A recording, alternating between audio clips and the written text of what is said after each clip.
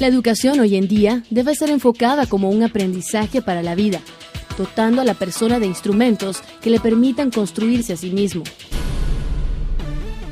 Desde 1930, el Colegio Inglés Americano ha sido pionero en la educación bilingüe y ahora responde a las necesidades de la sociedad acorde a los desafíos del siglo XXI.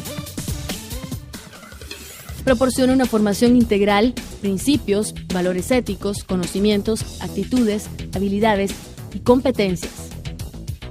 Además de lograr una preparación y formación científica, tecnológica y humanística, donde los alumnos asumen la responsabilidad de sus actos y la conciencia de la riqueza de su aprendizaje.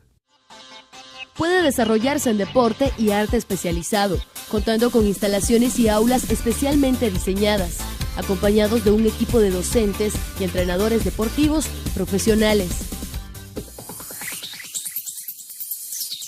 La tecnología es una herramienta de aprendizaje en cada aula laboratorio, donde el alumno construye su aprendizaje. Entre los recursos didácticos tecnológicos del Colegio Inglés Americano está la Mediateca, que es un catálogo digital con más de 300 títulos disponibles, además de contar con la programación exclusiva de Discovery en la escuela, logrando con ello un mejor rendimiento académico en el alumno.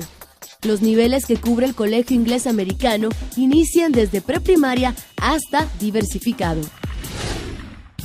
Hoy en día, somos la opción para formar ciudadanos bilingües, éticos, con principios y valores, responsables, emprendedores, creativos, solidarios, que valoran y respetan la dignidad de la persona.